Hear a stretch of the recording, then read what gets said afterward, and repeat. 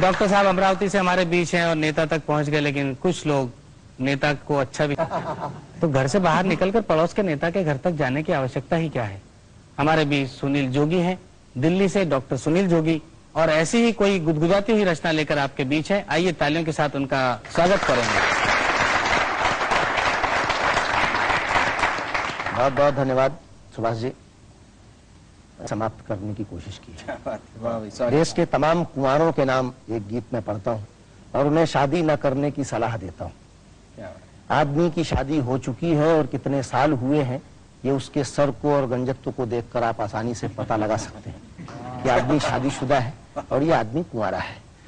मैंने एक शादीशुदा आदमी से पूछा, मैंने कहा शादी के बारे में क्या है आपका विचार? तो सुभाष जी बोले, आ बैल मुझे मार। फिर मैंने एक कुंवारे से पूछा, मैंने कहा 30 साल का हो रहा तेरी शादी क्यों ना होए? वो बोला, जाको राखे साइया मार। अच्छा, बहुत अच्छे। मैं एक गीत सुनाता हूँ, तमाम कुंवारों को समर्पित करता हूँ। जो लोग शादीशुदा हैं वो भी थोड़ी देर को ये सोच लें कि वो कुंवारे ही हैं, तो उन्हें और आनंद आएगा। गीत के कविताओं पर तालियां नहीं बजाते हैं, उन्हें बताना चाहता हूँ कि उन्हें अगले जन्म में घर घर जाकर तालियां बजानी पड़ती। अच्छी धमकी गीत पढ़ता हूँ। हाँ जी। कि यारो शादी मत करना ये है मेरी अर्जी, यारो शादी मत करना ये है मेरी अर्जी, फिर भी हो जाए तो ऊपर वाले की मर्जी। यारो शादी मत करना ये है मेरी अर्जी, लैला फरहाद की दुल्हन कब बन पाई थी?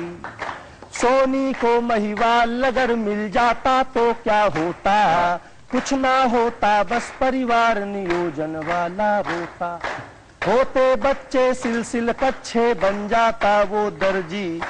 यारो शादी मत करना ये है मेरी अर्जी, फिर भी हो जाए। स्थिति है कि जोशी जी अपने घर झाड़ू रोज लगाते हैं, श्याम जी भी सुबह सुबह बच्चे नहलाते हैं, सुभाष जी हर शाम ढले मुर्गासन करते हैं, कर्नल हो या जनरल सब पत्नी से डरते हैं।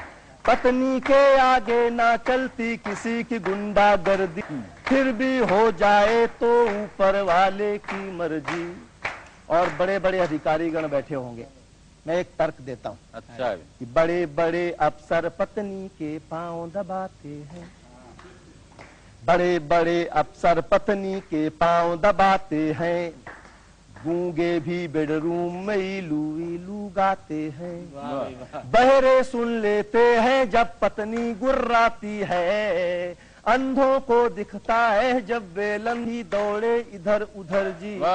यारो शादी मत करना ये है मेरी अर्जी, फिर भी हो जाए तो ऊपर वाले की मर्जी। पत्नी के आगे पीएम सीएम बन जाता है, पत्नी के आगे सीएम डीएम बन जाता है, पत्नी के आगे डीएम चपरासी होता है, पत्नी पीड़ित पहलवान बच्चों सा रोता है, पत्नी घर चाहे उतरा ले पुलिसमैन की वर्दी। यारो शादी मत करना ये है मेरी अर्जी, फिर भी हो जाए तो ऊपर वाले की मर्जी।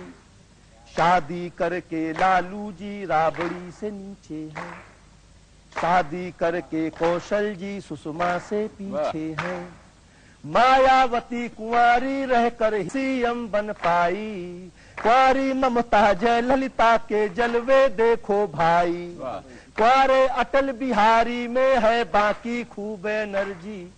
यारो शादी मत करना ये है मेरी अर्जी, फिर भी हो जाए तो ऊपर वाले की मर्जी। और बड़े बड़े कविगण यहाँ बैठे हैं, श्याम जी, सुभाष जी, किरण जी। क्या स्थितियां होती हैं घर की, मैं बताता हूँ। कि पत्नी अपनी पर आए तो सब कर सकती है, कवि की सब कविताएं चूल्हे में धर सकती है, पत्नी घर चाहे पति का जीना भर हो जाए, तोड़ दे करवा चौथ तो पति अगले दिन ही मर जाए। पत्नी चाहे तो खुदवा दे घर के बीच कब्र जी, यारो शादी मत करना ये है मेरी अर्जी, फिर भी हो जाए तो ऊपर वाले की मर्जी। और अंतिम पंक्तियां एक तर्क देखें कि शादी वो लड्डू है जिसको खाकर जी मिचलाए, जो ना खाए उसको रातों को निंदिया ना आए, शादी होते ही दो पाया चौपाया होता है, ढेचू ढेचू करके बोझ गृहस्थी का ढोता है, सब्जी मंडी में कहता है कैसे दिए मटर जी, यारो शादी मत करना ये है मेरी अर्जी, फिर भी हो जाए तो ऊपर वाले।